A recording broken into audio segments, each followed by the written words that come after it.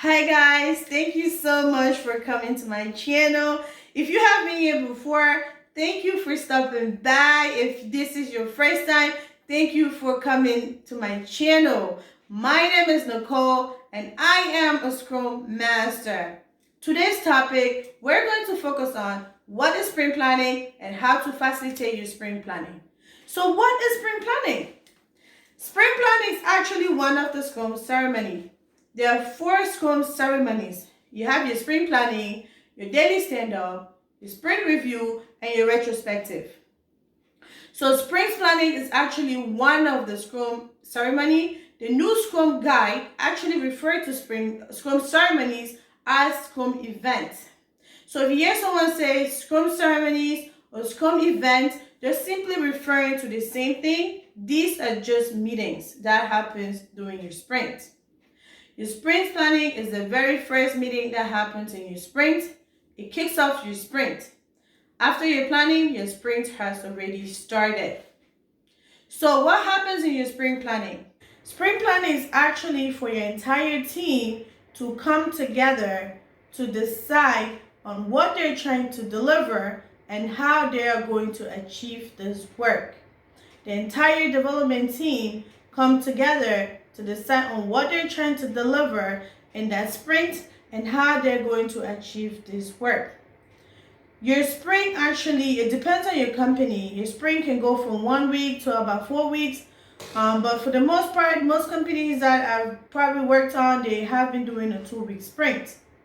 So let's assume that your sprint actually starts on a Thursday. What really happened on the day of your sprint planning? But before I actually go into what happens on the day of your planning, there are a few things that I want you to do before you actually go into your sprint planning. First thing you want to do is make sure you schedule your backlog refinement. What is refinement? Or some people say the grooming session. Your backlog refinement or your backlog grooming is for your entire team to come together to prioritize on the work that's coming up in the next sprint. So your entire dev team comes together, including the product owner and the Scrum Master, to prioritize on the work that's going to be coming up in the next sprint. They go over the stories, they ask questions if they don't understand the description, if they don't understand the acceptance criteria. They can even break down the story during that session. So it's really, really good that you guys have your refinement session before you go into your sprint planning. A good backlog refinement is going to lead to a good sprint planning, and a good sprint planning is going to lead to a good completion of your sprint. So please don't forget to always make sure that you guys have your refinement session before you even go into your sprint planning meeting. So also make sure you schedule the meeting ahead of time before you get to the meeting. Make sure you schedule the meeting way ahead of time. Always make sure when you schedule the meeting, make sure you add an agenda into the meeting invite. It's very, very important. If people are coming into your sprint planning meeting or into any meeting that you're inviting them to, it's very important that you have the agenda so they understand the purpose of the meeting. Don't forget to invite the participants. Obviously, you, the Scrum Master, is going to be in the meeting because you are going to be the one scheduling and facilitating the meeting. You're going to definitely want to invite your product owner because they are the one that pretty much know what is to be built. They're the one that pretty much own the product backlog. They're the one that knows the priority of the work that your team should focus on. So please don't forget to invite your product owner. Very, very important. Don't forget to invite your development team members. They are the ones that are going to be doing the work, right? So you want them to come there so they understand the work that's coming into the sprint, and also they can accept the work and assign it to themselves. So please do make sure that you invite your development team members to your sprint planning meeting. Sometimes you might need to invite, or maybe not, you might need to invite your business, the stakeholders.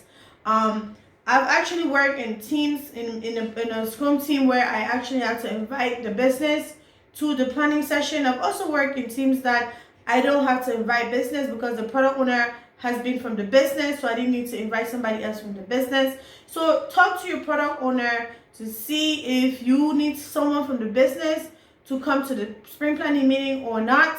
If you do need someone from the business, they'll tell you which person to invite. Make sure, please, you invite that individual to come to the meeting. So what happened during sprint planning itself? So let's say you have your sprint starting every Thursday and you have a 2-week sprint. Make sure you always schedule the meeting with enough time that your team is going to need. For a 2-week sprint, I've scheduled my meeting for 2 hours. It has been very, very good. So see how your team is doing, see how much work they have, and schedule your meeting based on the time that they're going to need. On the day of your planning meeting, so let's say your sprint start on a Thursday, and if you're running a 2-week sprint, your sprint is going to go for 10 days.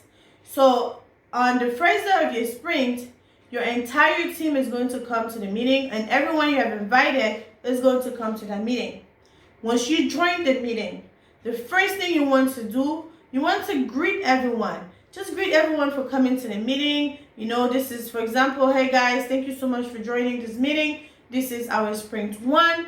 I will just wait for the rest of the team to join. Once everyone's here, we're going to go ahead and get started with our planning for today. Once you have already greeted everyone, the next thing you want to do, once you have all your participants, make sure you go over your capacity. Very, very important. It's very important to go over your capacity.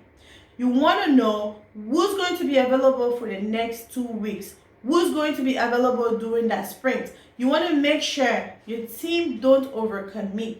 You want to make sure your team is only accepting the amount of work for the capacity that they have.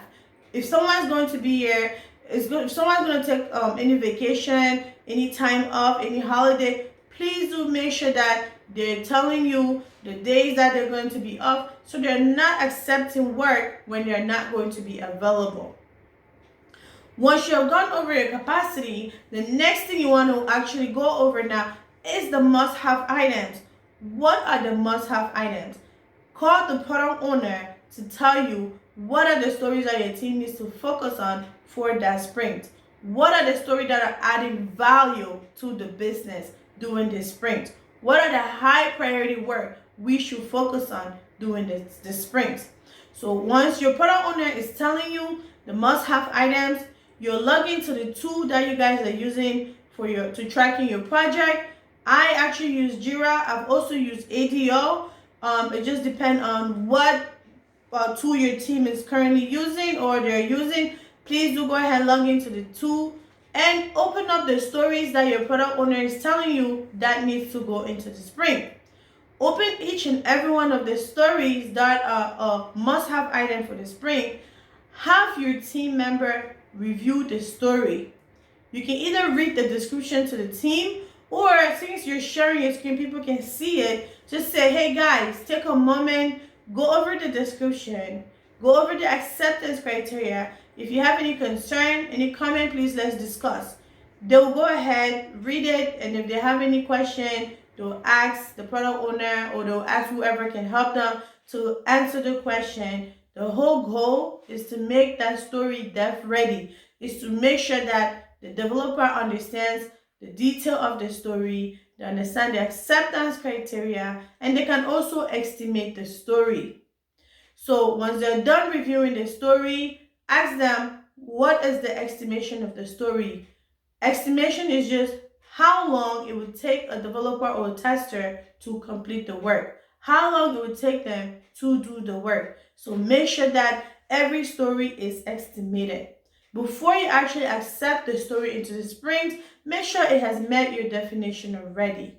Definition of ready is something that your development team, they actually come together and decide what the definition of ready is. So they are the one that actually define the definition of ready. So if you do join a Scrum team, please do make sure you ask them right when you join the team, do we guys have a definition of ready?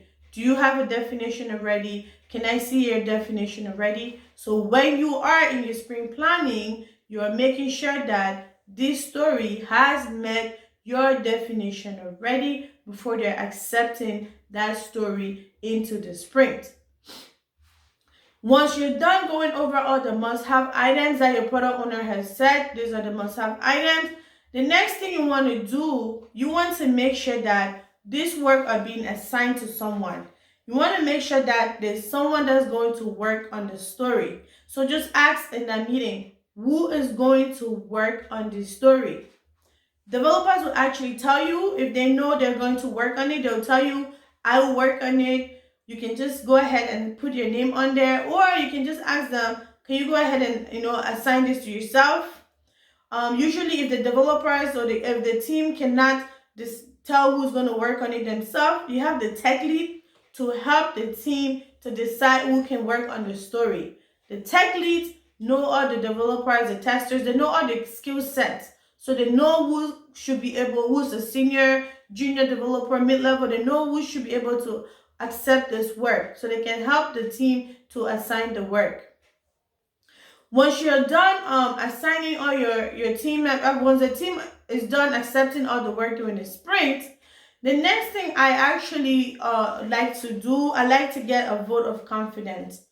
How confident are we that we're accepting all this work into the sprint? How confident are we that we're going to commit and complete all the work we're accepting into the sprint? So you can just go around the room, call names, all your team member one by one. I usually just go by names. How confident are you that we are accepting this work into the sprint? Fist of 5.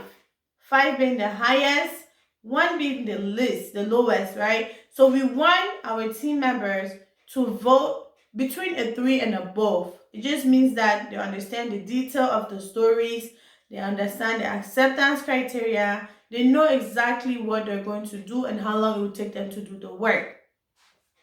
So guys, once your sprint ends, your next sprint is going to start all over again, and you're going to have another sprint planning.